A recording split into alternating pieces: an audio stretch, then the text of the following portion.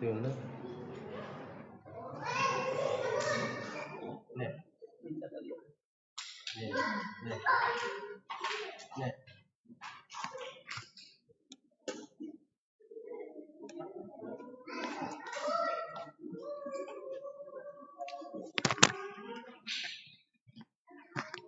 Sini aja.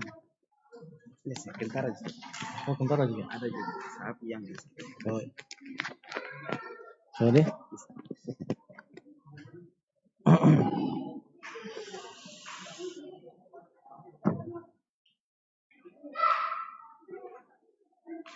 Di badanik.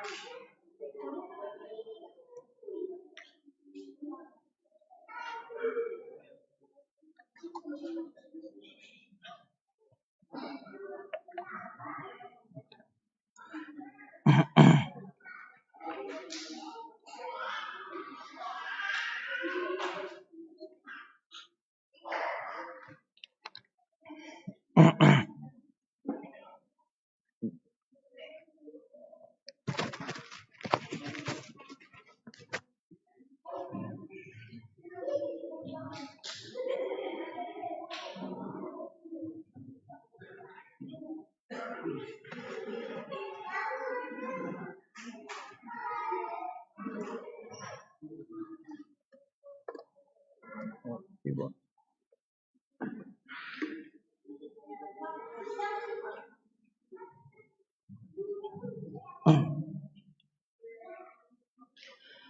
Bismillahirrahmanirrahim.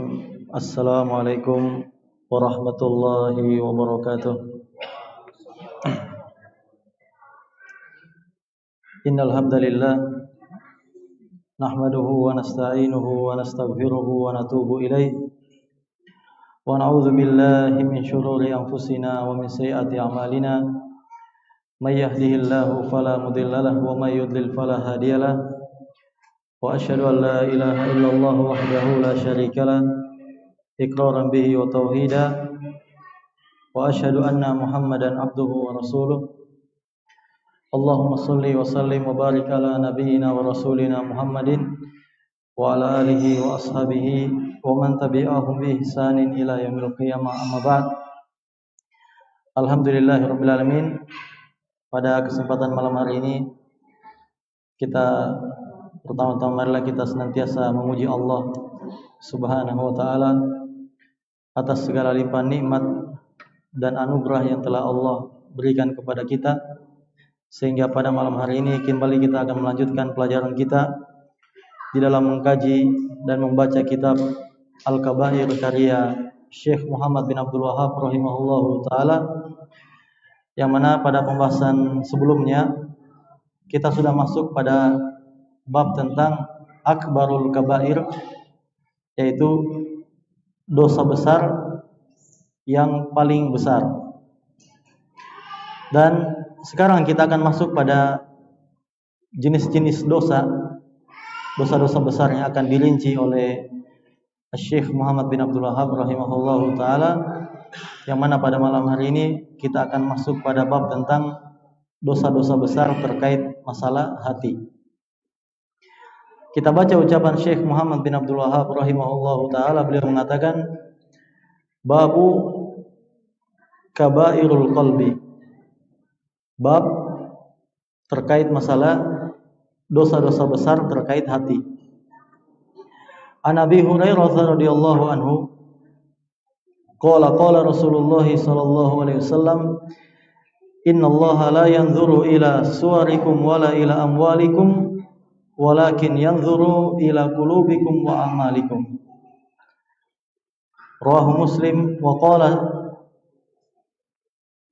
qala rahimahullah wa anin Nu'man ibn Bashir radhiyallahu anhu marfu'an qala alaihi salatu wassalam, ala wa inna fil jasadi mudghah idza salahat salahal jasadu kulluh wa idza fasadat fasadal jasadu kulluh ala wa hiyal qalbu. Kata Syekh Muhammad bin Abdul Wahhab rahimahullah, bab tentang dosa-dosa besar terkait hati. Pada bab ini Syekh Muhammad bin Abdul Wahhab akan menyebutkan dua hadis Yang mana dalam dua hadis ini beliau memaksudkan dua hadis ini untuk menjelaskan tentang agungnya kedudukan hati dalam kehidupan seseorang, yang mana hati juga ini sangat berpengaruh terhadap keselamatan seseorang, dan bahkan dengan hati seseorang bisa masuk ke dalam surga, dan bahkan dengan hati pula seseorang bisa masuk ke dalam neraka. Yang pertama, beliau akan menyebutkan hadis dari Abu Hurairah tentang agungnya kedudukan hati dalam agama Islam, bahwasanya Rasulullah alaihi salatu wasallam bersabda, sesungguhnya Allah tidak melihat kepada bentuk-bentuk kalian dan tidak pula melihat kepada harta-harta kalian, akan tetapi yang dilihat oleh Allah Subhanahu wa taala adalah hati kalian dan juga amalan kalian. Jadi dalam hadis ini Syekh Muhammad bin Abdul Wahhab rahimahullah memaksudkan membawa hadis ini dalam bab ini.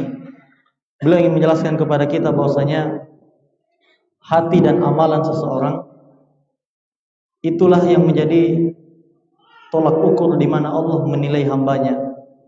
Jadi Allah itu kalau ingin nilai kita, yang Allah lihat hati dan amalan. Allah tidak melihat penampilan, Allah juga tidak melihat harta, Allah tidak melihat jabatan. Yang dinilai oleh Allah Subhanahu wa taala dari seorang hamba adalah hatinya. Jadi sebanyak apapun harta yang dimiliki oleh seseorang, setinggi apapun jabatannya, seindah apapun fisiknya, yang dilihat oleh Allah adalah hati dan amalan. Kemudian pelajaran yang kedua, dalam hadis ini kita mengambil pelajaran bahwasanya memiliki benda-benda mahal, misalnya kita punya rumah mewah, kita punya mobil, kita punya harta yang sangat banyak. Memiliki benda-benda yang mewah itu tidak ada masalah sebenarnya. Ya. Bahkan kita dianjurkan di banyak ayat untuk menjadi orang-orang yang kaya, supaya dengan kekayaan kita bisa bantu berjihad, dengan kekayaan kita bisa bangun masjid, dengan kekayaan bisa kita membayar zakat, dengan kekayaan bisa kita bantu orang-orang miskin, dengan kekayaan kita bisa memberi makan pada orang-orang yang susah. Ya. Akan tetapi jamaah sekalian, memang memiliki benda-benda yang mewah, ya, itu pada asalnya hukumnya tidak ada masalah. Tapi ingat, yang menjadi penilaian Allah bukan banyaknya apa yang kita miliki, tapi yang dinilai oleh Allah adalah amalan kita. Apa yang kita amalkan dengan harta-harta yang kita miliki tersebut, atau aset yang kita miliki, itulah yang akan dinilai oleh Allah bagaimana kita mengamalkannya. Kemudian jamaah sekalian, dari hadis ini pelajaran yang ketiga, di antara sifat orang-orang yang beriman adalah di antara sifat orang-orang yang beriman itu adalah mereka orang-orang yang fokus memperbaiki hati. Sedangkan orang-orang kafir, mereka itu fokus memperbaiki penampilan luar. Ya. Apa dalilnya orang kafir itu atau orang munafik itu mereka fokus memperbaiki penampilan luar? Itu banyak di dalam ayat, ya. Di antara ayatnya misalnya di surat Maryam, Allah Subhanahu wa taala berfirman, "Wa idza tutla 'alaihim ayatuna bayyinatin qala alladziina kafaru lil ladziina amanu ayyul fariqaini khairun maqama wa ahsanu nadiya." Allah mengatakan, apabila dibacakan ayat-ayat kami kepada mereka, maksudnya orang-orang kafir, qala alladziina kafaru lil ladziina amanu, maka orang-orang kafir akan berkata kepada orang-orang beriman, ayyul fariqaini khairun maqama, siapakah di antara dua kelompok, maksudnya antara kafir dan mukmin, yang paling tinggi kedudukannya, wa ahsanu nadiyah, dan yang paling baik penyebutannya. Jadi orang kafir itu kalau dinasihati, itu di zaman Nabi, orang-orang kafir di zaman Nabi, kalau dinasihati mereka selalu mengatakan mana paling bagus kedudukannya, mana paling bagus jabatannya, mana paling bagus strata sosialnya di masyarakat. Kalian orang-orang beriman atau kami orang-orang kafir? Jadi orang kafir kalau dinasihati, yang mereka jadikan tolak ukur adalah penampilan, mereka jadikan tolak ukur jabatan, yang mereka jadikan tolak ukur harta. Sehingga kalau mereka punya harta, mereka mengatakan, kami jangan dinasihati. Yang dinasihati itu kalian yang miskin. Kami ini punya jabatan, tidak usah diingatkan. Yang harus diingatkan adalah kalian rakyat biasa, dan seterusnya. Maksudnya ini menunjukkan orang kafir, di antara kebiasaan mereka itu fokus kepada penampilan luar, fokus kepada nama, dan fokus kepada kedudukan di tengah manusia. Di antara sifatnya juga orang-orang munafik. Orang-orang munafik dikatakan oleh Allah Azza wa Jalla sebagai orang-orang yang hanya perhatian terhadap penampilan luar, tapi tidak perhatian terhadap hatinya, tidak perhatian terhadap imannya. Sebagaimana Allah berfirman dalam surat Al-Munafiqun, wa idza ra'aitahum yu'jibuka ajsamuhum. Kalau engkau melihat orang-orang munafik, engkau akan takjub terhadap penampilan mereka. Seorang munafik kalau berpenampilan bagus, bajunya bagus, tutur katanya bagus, bahkan Allah mengatakan wa iyaqulu tasma' liqaulihim. Bahkan orang munafik kalau mereka berbicara engkau pasti akan mendengarnya. Ya, tapi bicaranya orang munafik semua omong kosong, tidak ada gunanya. Tapi mereka seperti itu kebiasaannya. Mereka itu fokus kepada penampilan luar, tapi tidak mengurusi isi hatinya. Mereka tidak mengurusi keimanannya. Adapun orang-orang beriman berbeda. Orang-orang beriman mereka mengurusi penampilan luar dan mereka juga mengurusi isi hati. Jangan kita seperti orang-orang kafir. Orang kafir itu cuma peduli jubahku ini bagus atau tidak, motorku bagus atau tidak, rumahku bersih atau tidak. Tapi pas ditanya keimanannya, tidak ada dia urus. Bahkan Nabi SAW bersabda, innal imana la yakhlaqu fi jawfi ahadikum kama yakhlaqu tsaw. Kata Nabi, sesungguhnya iman itu akan usang sebagaimana pakaian itu akan usang.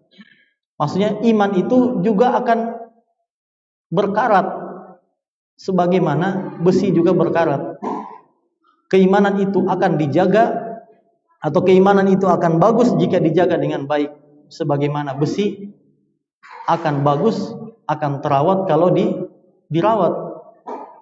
Ya, harusnya ketika kita tahu bahwasanya hati tempat penilaian Allah, maka hendaknya kita menjadi orang-orang yang perhatian juga terhadap hati kita. Kemudian hadis yang kedua, hadis yang menunjukkan tentang keutamaan atau besarnya kedudukan hati dalam agama Islam. Kata Syekh Muhammad bin Abdul Wahab, wa an Nu'man bin Bashir radhiyallahu anhu marfu'an. Dari sahabat Nu'man bin Bashir, bahwasanya Rasulullah alaihi salatu wasallam bersabda, ala wa inna fil jasadi mudghah idza salahat salahal jasadu kulluh wa idza fasadat fasadal jasadu kulluh ala wa hiyal qalbu. Rasulullah SAW bersabda, sesungguhnya di dalam jasad manusia ada segumpal hati atau ada segumpal daging, yang mana apabila daging ini baik, maka akan baik seluruh jasadnya, dan apabila daging ini buruk, akan buruk seluruh jasadnya. Dan ketahui yang dimaksud dengan segumpal daging itu adalah hati. Ya. Jadi Nabi alaihi salatu wassalam menjelaskan dalam hadis ini bahwasanya baiknya lisan seseorang atau baiknya perbuatannya, yang menentukan baiknya perkataan dan perbuatan kita adalah hati. Jadi kalau kita ingin menilai hati kita ini baik atau tidak, lihat saja apa yang kita ucapkan, lihat saja apa yang kita lakukan. Kalau yang kita ucapkan semua adalah kebaikan, tanda itu cerminan hati yang baik. Demikian pula perbuatan kita, apabila apa yang kita lakukan, apa yang kita perbuat itu kebaikan, itu cerminan hati kita sudah baik. Makanya jemaah sekalian, para ulama mengatakan bahwasanya ucapan yang baik dan amalan yang soleh itu adalah cerminan hati yang bersih. Sedangkan ucapan yang buruk dan perbuatan yang buruk itu cerminan hati yang kotor.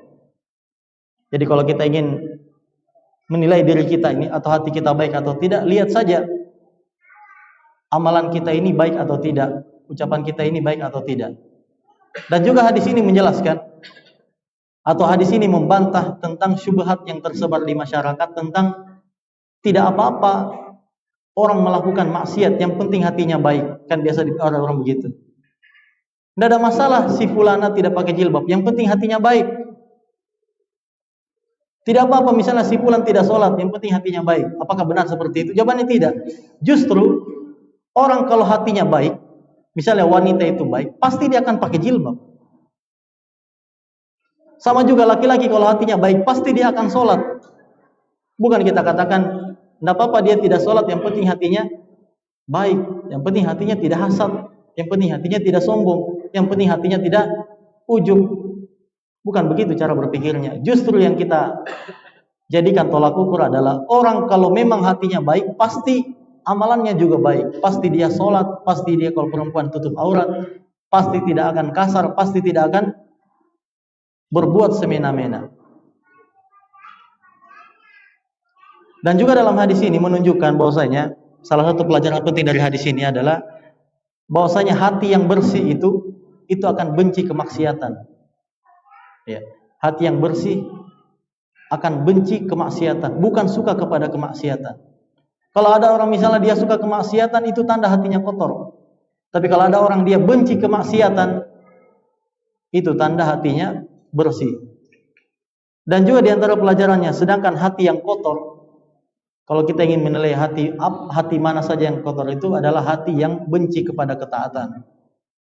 Kalau ada orang misalnya diajak melakukan kebaikan, dia tidak suka, atau apalagi dia malu melakukan berbagai kebaikan, itu tanda hatinya kotor. Makanya dua hadis ini disebutkan oleh Syekh Muhammad bin Abdul Wahab untuk menjelaskan kepada kita tentang agungnya kedudukan hati. Jadi hati itu di antara bentuk keagungannya di dalam Islam adalah ada dua saja sebenarnya. Yang pertama tadi, hati itu tempat di mana Allah menilai hambanya. Kemudian yang kedua, hati itu penentu seseorang perbuatannya baik atau tidak.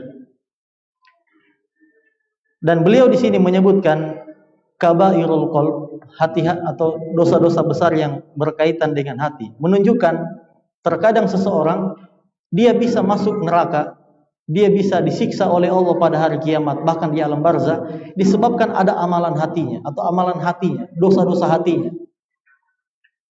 Ya. Sama juga kalau ada orang misalnya nanti dia masuk neraka karena amalan hati, berarti ada juga amalan-amalan hati yang menyebabkan seseorang masuk surga. Apa contohnya? Misalnya ada orang yang masuk surga hanya karena modal amalan hati. Disebutkan dalam riwayat Al-Bukhari atau Sahih Al-Bukhari dalam hadis yang panjang, bahwasanya suatu ketika Rasulullah sedang berkumpul bersama para sahabat, Rasulullah mengatakan, "Assalamualaikum rajulun min ahlil jannah." Sebentar lagi akan lewat seseorang yang mana orang ini termaksud penduduk surga. Tiba-tiba lewatlah orang tersebut.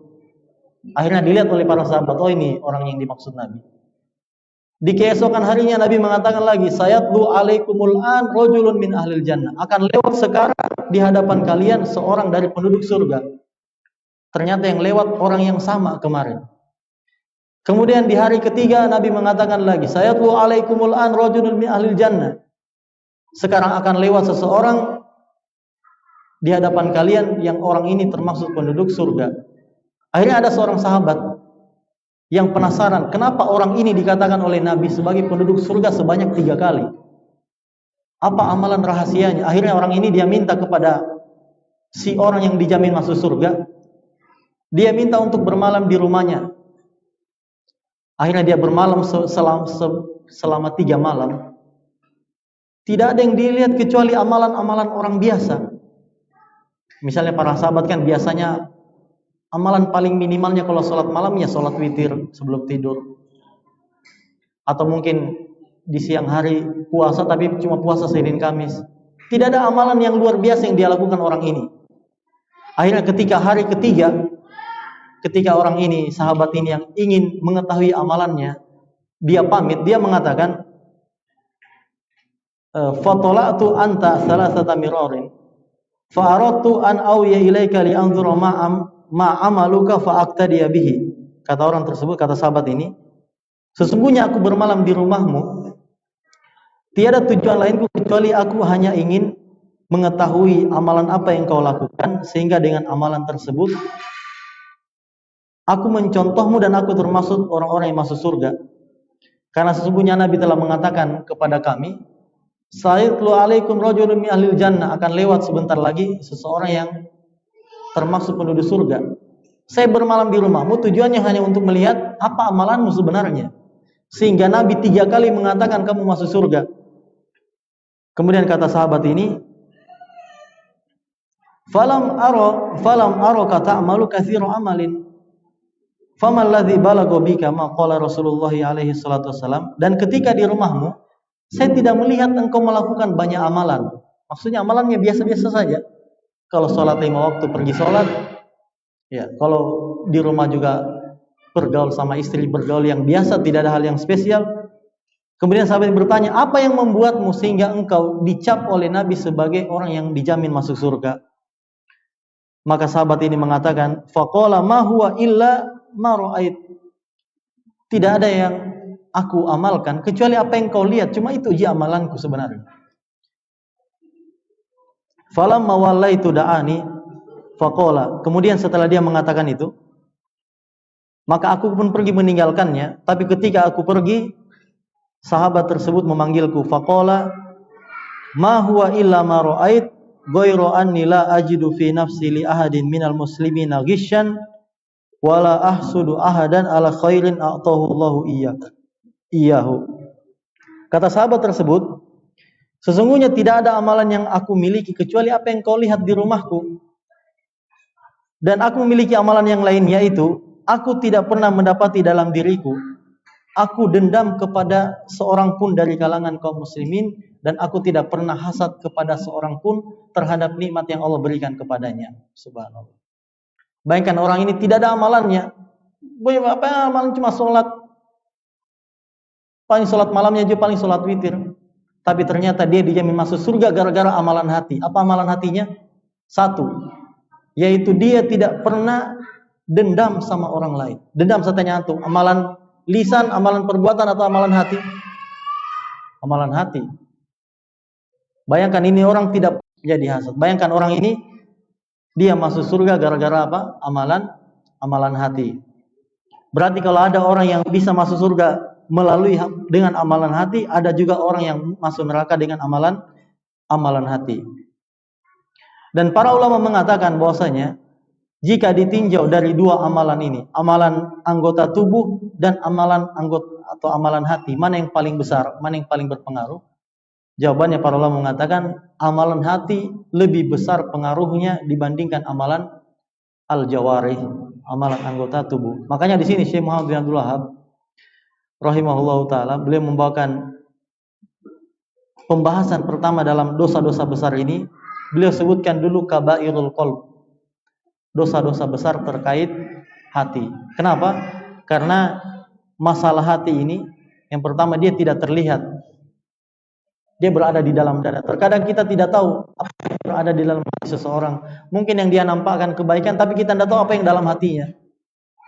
Kemudian hati penentu yang menentukan seseorang itu baik atau tidak. Kemudian kedudukan yang ketiga, hati itu adalah tempat di mana Allah menilai hamba-hambanya bukan pada penampilannya dan bukan pula pada hartanya. Kita lanjut bab yang keempat dari kitab ini. Kata Syekh Muhammad bin Abdul Wahhab rahimahullah, babu zikril kibr. Bab penyebutan tentang sombong. Nah, berarti di sini kita akan masuk pada dosa besar yang pertama yang disebutkan oleh Syekh Muhammad bin Abdul Wahhab. Tadi kan beliau sebutkan bab kabairul qalb, bab dosa-dosa besar tentang hati. Nah, sekarang beliau rinci apa saja dosa-dosa hati itu. Yang mana dosa-dosa hati ini apabila berada pada diri seseorang menyebabkan dia masuk ke dalam neraka. Ternyata beliau yang pertama beliau sebutkan adalah bab tentang dosa sombong. Di sini beliau akan menyebutkan 3 ayat dan juga 4 hadis yang menyebutkan tentang bahayanya dosa sombong ini. Kita baca dari ayat-ayat yang beliau sebutkan. Qaulullahi ta'ala, innallaha la yuhibbu man kana mukhtalan fakhura. Allah Subhanahu wa taala berfirman, sesungguhnya Allah tidak mencintai orang-orang yang mukhtal itu sombong, fakhur. Fakhur biasa sombong juga artinya, tapi biasanya diterjemahkan di terjemahan Quran biasanya disebut dengan angkuh ya. Jadi kalau ayat ini innallaha la yuhibbu man kana mukhtalan fakhura. Sesungguhnya Allah tidak mencintai orang-orang yang sombong lagi angkuh. Dan juga dalam ayat yang lain wa qaulullahi ta'ala, dan Allah berfirman innallaha la yuhibbu kulla mukhtalin fakhur. Sesungguhnya Allah tidak mencintai orang-orang yang sombong lagi angkuh. Jadi dua ayat ini disebutkan oleh Syekh Muhammad bin Abdul Wahhab rahimahullahu taala. Beliau menyebutkan dua ayat ini untuk menjelaskan kepada kita tentang sombong itu memiliki atau sombong itu ada beberapa jenis ya. Sombong itu ada beberapa jenis. Dari mana kita katakan sombong itu ada beberapa jenis? Itu dari ayat atau dari lafaz ayat yang beliau sebutkan. Dalam ayat ini Allah mengatakan innallaha la yuhibbu man kana mukhtalan fakhura. Sesungguhnya Allah tidak mencintai orang-orang yang mukhtal dan fakhur. Mukhtal dan fakhur ini sama-sama sombong, tapi apa bedanya? Mukhtal kata para ulama yaitu sombong, seorang sombong pada hal-hal yang berada dalam dirinya sendiri. Jadi mukhtal artinya seseorang sombong terkait hal-hal yang berada pada dirinya. Contohnya misalnya dia menyombongkan wajahnya, atau dia menyombongkan kepintarannya, atau dia menyombongkan ilmunya, atau dia menyombongkan keahliannya. Jadi mukhtal itu seorang sombong tapi yang berkaitan masalah dalam dirinya. Dia punya ilmu, dia sombongkan pada orang lain. Dia jago ini misalnya, dia sombongkan sama orang lain. Atau dia memiliki fisik yang bagus, penampilan yang bagus, dia sombongkan kepada orang lain. Sombong seperti ini disebut dengan mukhtal. Adapun fakhur, fakhur artinya seorang sombong pada hal-hal yang berada di luar dirinya. Sombong pada hal-hal yang berada di luar dirinya. Contohnya misalnya selain dari tubuhnya, misalnya dia menyombongkan hartanya, atau dia menyombongkan jabatannya, atau dia menyombongkan keluarganya, atau dia sombongkan nasabnya, dan yang lain. Ya. Jadi ini disebut dengan fakhur. Fakhur artinya apa tadi? Dia menyombongkan, dia sombong terhadap hal-hal yang berada di luar dirinya. Dari dua pengertian ini, mukhtal dan fakhur, dua jenis sombong ini, kita ambil pelajaran bahwasanya di antara sebab-sebab kesombongan adalah ketika seseorang memiliki kelebihan. Entah kelebihan yang berada pada dirinya atau kelebihan yang berada di luar dirinya. Makanya hati-hati, kalau kita punya kelebihan apapun, jaga hati kita, jangan sampai kita sombong. Entah kita punya kelebihan dari sisi ilmu, kita punya kelebihan dari sisi paras dan penampilan, kita punya kelebihan dari sisi keahlian. Jaga hati, jangan sampai kita sombong. Apalagi kalau misalnya kita orangnya tinggi misalnya, kita lihat orang pendek, pendeknya kau, kecil kayak kurcaci misalnya, kita bilang begitu, kita hina-hina orang. Atau misalnya kita pintar, kita ahli, kita antum ini ya tidak pintar ya. Oleh saya pintar misalnya begitu. Hati-hati. Kelebihan menjadi sebab seseorang sombong. Sama juga misalnya kalau dia punya kelebihan yang berada di luar dirinya. Misalnya ada orang yang terlahir dari darah biru, darah bangsawan. Dia hina-hina orang, kalian itu budak, saya ini darah bangsawan ini. Kalau di orang tua laki biasa disebut anak kia. Mungkin pada dengar. Saya ini anak kia, keturunan bangsawan. Orang itu rakyat biasa, itu orang darah kotor kalian itu, saya darah biru. Misalnya. Atau misalnya dia punya keluarga pejabat. Dia bilang, kau lihat itu omku bupati misalnya. Kota itu Kapolres, omku itu misalnya begitu. Kalian tahu itu misalnya orang yang tinggi jabatan itu saya punya keluarga itu. Ini bisa sombong dengan begitu. Hati-hati. Ya, makanya apabila kita atau memiliki kelebihan, kelebihan itu bukan digunakan untuk bersombong, tapi kelebihan itu digunakan untuk disyukuri, dimanfaatkan ya. Kalau misalnya kita punya ilmu, jangan kita gunakan ilmu kita untuk merendahkan orang lain. Kalau kita punya harta, jangan kita gunakan harta kita untuk sombong. Gunakan harta tersebut pada hal yang bermanfaat. Kalau misalnya kita punya jabatan atau kita punya keluarga yang jabatannya tinggi, jangan kita jadikan keluarga kita sebagai lahan untuk sombong. Malah kita gunakan keluarga kita yang punya jabatan untuk membantu orang. Misalnya ada orang dia urus sesuatu pada pemerintah, telepon keluarga kita yang punya jabatan. Jangan kita malah menyombongkan diri dengan keluarga yang kita miliki dan seterusnya. Makanya ayat ini dibawakan oleh Syekh Muhammad bin Abdul Wahab rahimahullah untuk menjelaskan dua jenis sombong, yaitu sombong pada diri sendiri dan sombong yang berada di luar diri kita, yaitu fakhur, mukhtalan fakhura. Kemudian ayat yang ketiga, kata Syekh Muhammad bin Abdul Wahab, wa qaulullahi ta'ala, dan juga Allah Subhanahu wa taala berfirman, wala bi'sa maswal mutakabbirin. Sesungguhnya seburuk-buruk tempat kembali itu diperuntukkan bagi orang-orang yang sombong. Ya. Kata Allah Subhanahu wa taala, wala bi'sa maswal mutakabbirin. Seburuk-buruk tempat itu diperuntukkan bagi orang-orang yang sombong. Apa seburuk-buruk tempat maksudnya? Ya, maksudnya neraka. Jadi orang yang sombong itu dijelaskan oleh Allah, tempat kembalinya nanti di surga atau tempat kembalinya nanti di neraka atau di akhirat adalah di mana? Di neraka. Kenapa orang-orang yang sombong itu tempat kembalinya nanti di neraka?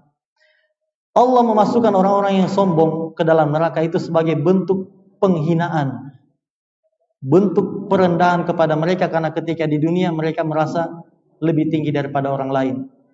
Mereka merasa lebih baik daripada orang lain, bahkan mereka menolak kebenaran karena merasa lebih baik daripada orang. Makanya ketika seseorang terjatuh dalam kesombongan, sebenarnya sama saja dia jatuh dalam kehinaan. Semakin sombong seseorang, semakin hina. Mungkin di dunia kita lihat orang-orang sombong, ya mungkin berada di atas, tapi pada nanti di akhirat mereka akan menjadi orang-orang yang paling hina. Makanya orang paling hina yang pernah hidup di muka bumi ini adalah Fir'aun. Orang paling hina. Kenapa? Karena dia orang paling sombong. Memang di antara makhluk yang hina kan iblis ya. Iblis kenapa tidak mau ikuti perintah Allah? Di antara penyebabnya karena aba wastakbar wa kana minal kafirin. Iblis itu dia menolak dan dia sombong dan termasuk dari orang-orang kafir. Tapi sombongnya iblis tidak separah sombongnya Fir'aun. Sesombong-sombongnya iblis, dia masih menghormati Allah. Bahkan dia bersumpah dengan nama Allah. Dia masih berdoa kepada Allah supaya dikekalkan sampai hari kiamat. Tapi Fir'aun saking sombongnya, dia mengatakan apa? Ana rabbukumul a'la. Saya Tuhan kalian yang maha tinggi, subhanallah. Mungkin iblis kalau dengar ucapannya Fir'aun, mungkin ketika itu dia kaget juga, tak lewat jadi Fir'aun. Saya saja sombong, tidak begitu. Dia malah mengaku Tuhan lah. Makanya orang paling hina adalah siapa? Fir'aun. Karena tak lewat sombongnya, dah lewati iblis. Nah, makanya orang sombong paling pantas tepatnya di mana? Di neraka. Makanya surga itu ditempatkan, atau surga itu adalah sebuah tempat bagi orang-orang yang tawadhu, orang-orang yang rendah hati, orang-orang yang tidak merasa lebih baik daripada orang lain. Sebagaimana Allah berfirman, tilkat darul akhiratu naj'aluha lil ladzina la yuriduna fil ardi uluwan la yuriduna uluwan fil ardi wala fasadan wal akibatu lil muttaqin. Allah mengatakan, sesungguhnya negeri akhirat itu kami peruntukkan kepada orang-orang yang tidak menginginkan ketinggian di atas muka bumi ini dan juga tidak menginginkan kerusakan. Wal akibatu lil muttaqin, dan balasan yang baik bagi orang-orang yang bertakwa. Ya, jadi itu ayat yang ketiga tadi.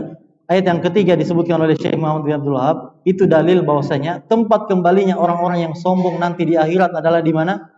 Di neraka. Kenapa orang sombong dimasukkan ke dalam neraka? Itu sebagai bentuk penghinaan Allah kepada orang-orang yang sombong itu. Kemudian dalil yang ketiga, keempat ya. Dalil yang keempat, Syekh Muhammad bin Abdul Wahab akan menyebutkan satu hadis, yang mana hadis ini akan menjelaskan kepada kita tentang apa sih hakikat sombong itu, apa yang dimaksud sombong. Kata Syekh Muhammad bin Abdul Wahab rahimahullah, an Ibnu Mas'udin radhiyallahu taala anhu qala Rasulullah sallallahu alaihi wasallam, la yadkhulul jannata man kana fi qalbihi mithqala dzarratin min kibrin. Bahwasanya Rasulullah SAW bersabda, tidak akan masuk surga seseorang yang terdapat dalam hatinya mithqala dzarratin min kibrin, yaitu kesombongan yang sebesar dzarrah. Dzarrah ada yang mengartikan artinya debu, ada yang mengartikan benda yang sangat kecil atau biji, ya. Kemudian faqala rajulun, berkata seorang sahabat, ya Rasulullah, inna rajula yuhibbu an yakuna thawbuhu hasanan wa na'luhu hasanan. Qala Rasulullah SAW, inna allaha jamilun yuhibbul jamal, al-kibru batarul haq wa ghamtun nas. Seorang sahabat bertanya, wahai Rasulullah, ada seseorang yang suka kalau bajunya bagus dan juga sendalnya sendal yang bagus. Maksudnya, apakah kalau kita punya pakaian yang bagus itu bagian dari sombong atau tidak? Maka Rasulullah mengatakan, innallaha jamilun yuhibbul jamal, sesungguhnya Allah itu maha indah dan Allah mencintai keindahan. Al-kibru batarul haq wa ghamtun nas. Kesombongan itu adalah menolak kebenaran dan merendahkan orang lain. Nah, di dalam hadis ini kita mengambil pelajaran. Pelajaran yang pertama adalah di antara bahaya sombong.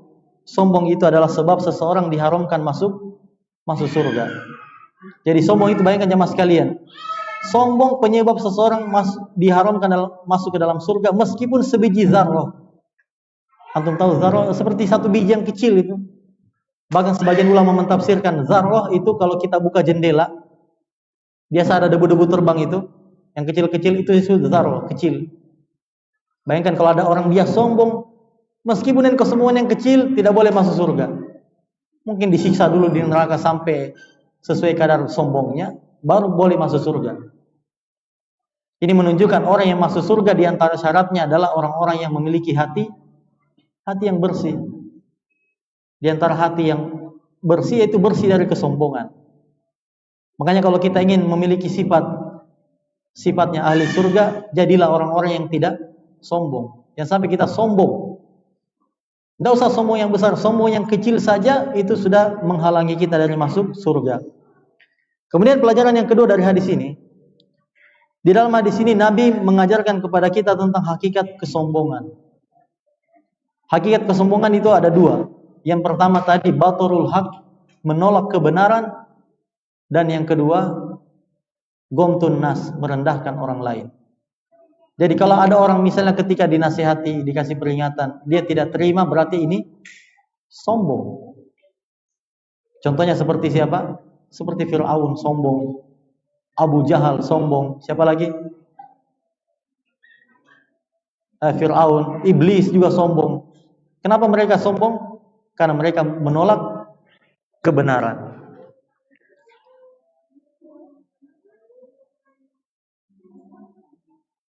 Sebagian ulama ketika mensyarah hadis ini, mereka memberikan pertanyaan, dari dua hakikat sombong ini, menolak kebenaran dan merendahkan orang lain, mana yang paling besar kira-kira di antara keduanya? Menolak kebenaran atau menghina atau merendahkan orang lain, mana paling besar?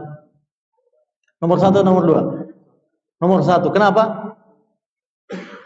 Jawabannya, karena menolak kebenaran itu seseorang bersombong terhadap Allah Tabaraka wa Ta'ala. Sedangkan yang kedua, merendahkan manusia, dia hanya bersombong kepada sesama manusia. Tapi kalau menolak kebenaran, dia sombongnya lain. Dia malah sombongnya kepada Allah.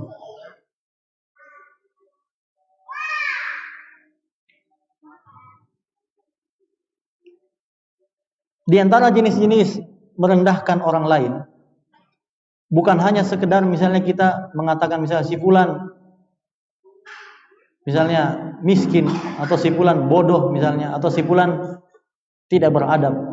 Di antara bentuk merendahkan orang lain juga adalah ketika kita merasa lebih baik daripada orang lain. Itu hati-hati. Jadi jangan sampai muncul dalam hati kita merasa lebih baik daripada orang lain. Ternyata itu bagian dari sombong. Jadi sombong yang kita bahas tadi ini, ada sombong mukhtal, ada sombong fakhur. Ternyata jenisnya yang mana? Keduanya masuk. Jadi misalnya ketika kita sombong, menyombongkan ilmu. Apa maksudnya menyombongkan ilmu? Maksudnya menyombongkan ilmu diantara contohnya misalnya ketika ada orang ilmu kita mengatakan, itu ilmunya biasa ji. Apalagi kalau yang viral sekarang, ini orang cuma belajar di Indonesia, cuma belajar di pondok biasa. Saya ini belajarnya di luar negeri. Saya ini belajarnya sama para ulama. Dia cuma belajar sama ustadz misalnya. Atau misalnya ada orang, dia bilang ini orang hartanya cuma kebun, saya hartaku emas misalnya. Ini juga bentuk perendahan. Atau misalnya ada orang, saya ini manajer, cuma karyawan biasa. Itu hati-hati, itu bentuk-bentuk sombong ketika kita merasa lebih baik daripada orang lain. Bahkan kalau misalnya kita cuma memiliki satu sifat sombong saja, misalnya kita suka merendahkan orang lain, ternyata sifat merendahkan orang lain itu akan mengantarkan kepada penolakan terhadap kebenaran. Jadi gomtun nas wasilatun ila batoril haq atau batoril haq. Menolak atau merendahkan orang lain itu adalah pengantar seseorang untuk menolak kebenaran. Contohnya misalnya ada seorang wanita, ada seorang istri. Misalnya ada istri tidak pergi taklim, mungkin dia taklim dari rumah saja, tapi dia taklim lewat online begitu, dia dengar. Sementara suaminya dia taklim langsung, hadir di majelis ilmu. Mungkin ada istrinya dia dapat faedah tentang suami tidak boleh berakhlak buruk sama istrinya misalnya. Akhirnya ketika suaminya pulang, istrinya udah kasih tahu, sayang tidak boleh begini karena ustaz tadi bilang begitu. Terus suaminya bilang, apa jika tahu? Kau itu cuma tinggal di rumah. Saya ini yang hadir langsung di majelis ilmu. Saya yang hadir langsung di hadapan ustaz. Padahal juga pas dia di majelis cuma main HP, buka grup ketawa-ketawa, hihihi, tidak dengar taklim. Bayangkan, gara-gara dia merendahkan istrinya, dia menolak nasihat dari istrinya. Dia menjadi orang yang menolak kebenaran. Hati-hati. Jadi kita katakan tadi, memang hakikat sombong kan ada dua, yaitu merendahkan orang lain dan menolak kebenaran. Tapi ternyata meskipun seseorang cuma punya jenis sombong yang pertama, yaitu meremehkan orang lain, ternyata ini juga bisa menjadi wasilah mengantarkan seseorang kepada penolakan terhadap kebenaran. Sama juga misalnya ada seorang anak yang menasihati orang tuanya, bilang, bapak tidak boleh melakukan kesyirikan. Ini orang bapaknya bilang, nak kau itu baru makan garam, saya ini sudah lama makan garam, saya duluan hidup. Dia rendahkan anaknya. Gara-gara dia rendahkan anaknya, dia malah menolak nasihat dari anaknya. Jadi ternyata meremehkan orang lain itu bisa menyebabkan seseorang terjatuh dalam sombong yang lebih parah. Jam berapa azan ini? Masih bisa mungkin ini? Masih bisa. Belum salawat di luar. Kita lanjut hadis berikutnya. Kata Syekh Muhammad bin Abdul Wahhab rahimahullah, rawal Bukhari an Harithah ibn Wahb radhiyallahu anhu, anna Rasulullah sallallahu alaihi wasallam qala, ala ukhbirukum bi ahlin nari kullu utulin jawadhin mustakbirin. Kata Rasulullah SAW, hadisnya sangat pendek ini. Kata Rasulullah, maukah aku beritakan kepada kalian tentang siapakah penduduk neraka? Maka Rasulullah mengatakan penduduk neraka itu adalah kullu utulin jawadhin mustakbir, yaitu seorang yang utul, jawad dan mustakbir. Apa yang dimaksud dengan al-utul? Ya. Al-utul ini dijelaskan Syekh Muhammad bin Abdul Wahhab di bawah. Al-utul al-ghalizul jafi. Al-utul itu adalah orang yang kasar lagi kaku.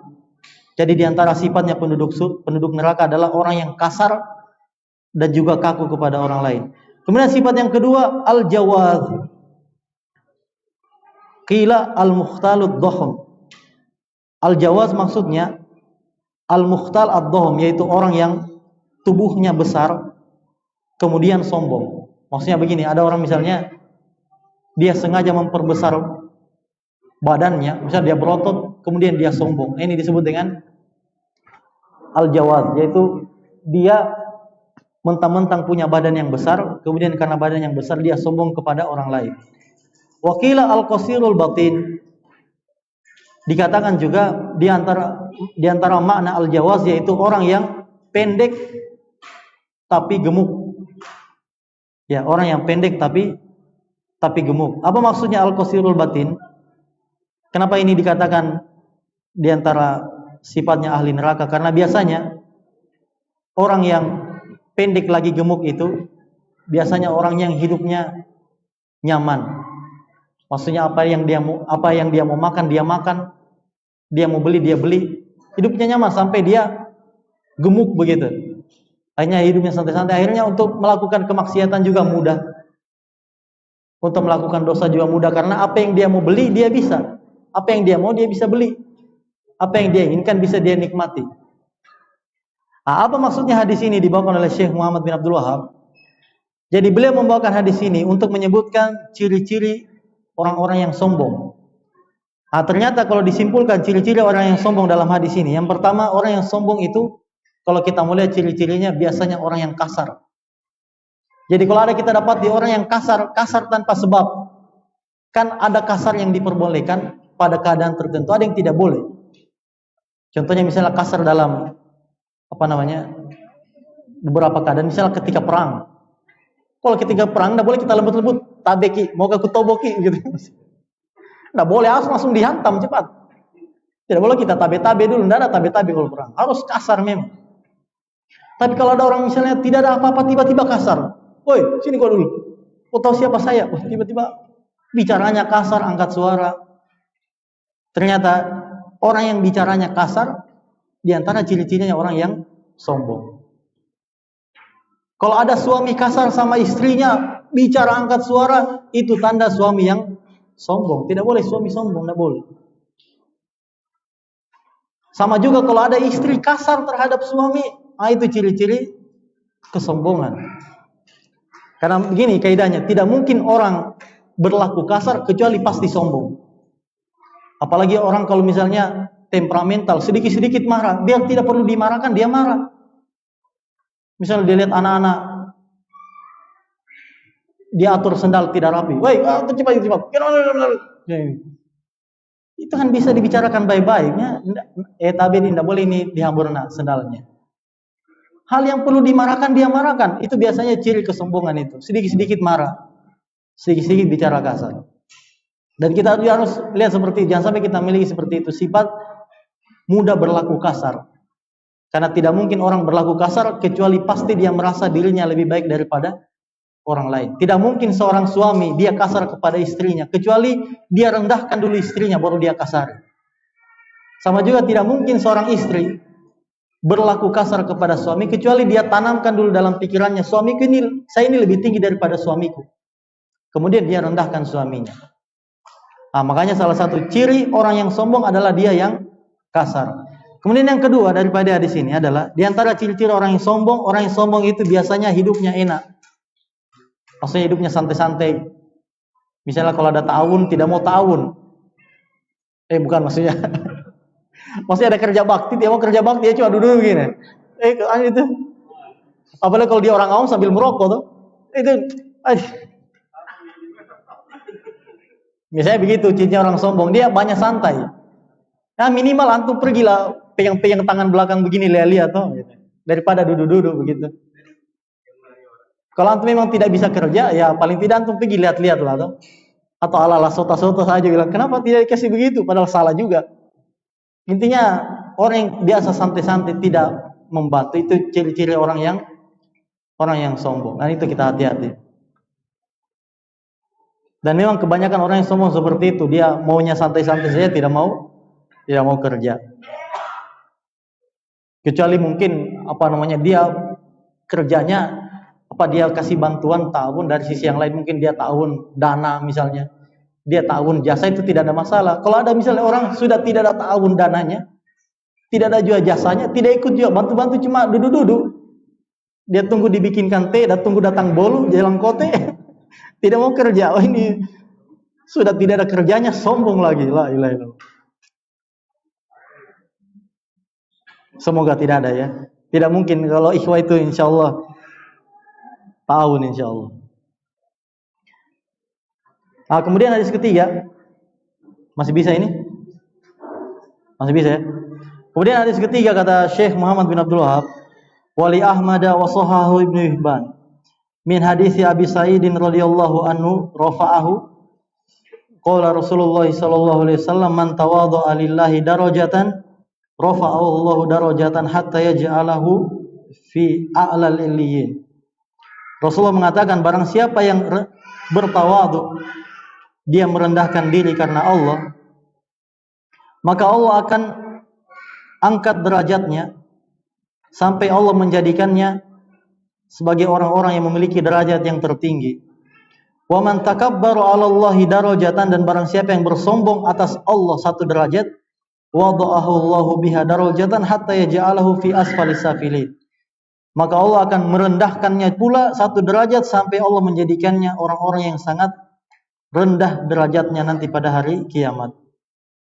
Jadi dalam hadis ini kita simpulkan bahwasanya salah satu bahaya sombong adalah orang yang sombong itu sebab kehinaan nanti pada hari kiamat.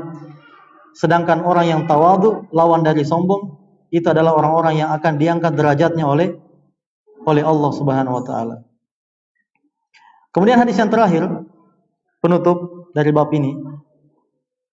Kata Syekh Muhammad bin Abdul Wahab, walid Tabarani an Ibnu Umar radhiyallahu anhuma, qala alaihi salatu wassalam, iyyakum wal kibra fa innal kibra yakunu fir rajuli wa in alaihil aba'ah.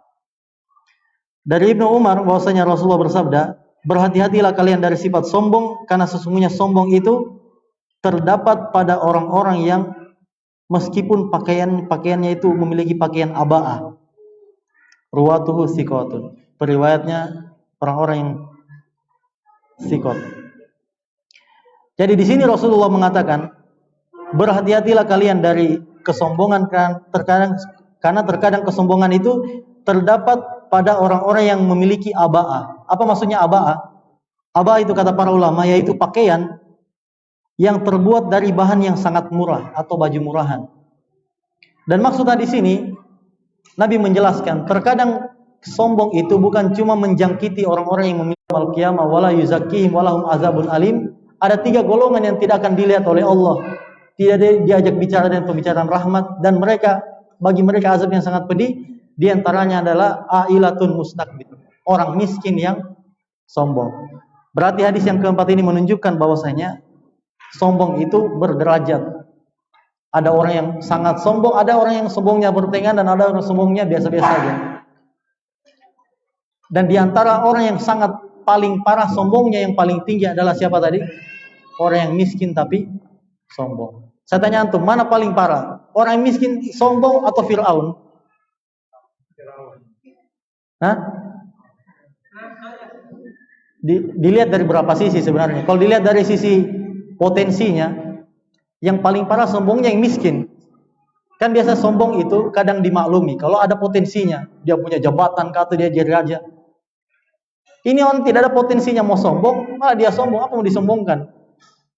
Tapi kalau dilihat dari sisi yang lain, Fir'aun lebih tinggi lagi sombongnya, karena dia sombongnya melampaui batas ya. Bahkan dia bersombong sampai menganggap dirinya setara dengan Allah Subhanahu wa taala. Ya, mungkin sampai sini pertemuan kita pada kesempatan kali ini. Insyaallah taala pertemuan berikutnya kita lanjutkan pada mungkin setelah daurah mungkin ya. Ya, subhanakallahumma wa bihamdika asyhadu an la ilaha illa anta astaghfiruka wa atubu ilaik. Walhamdulillahirabbil alamin. Wassalamualaikum warahmatullahi wabarakatuh.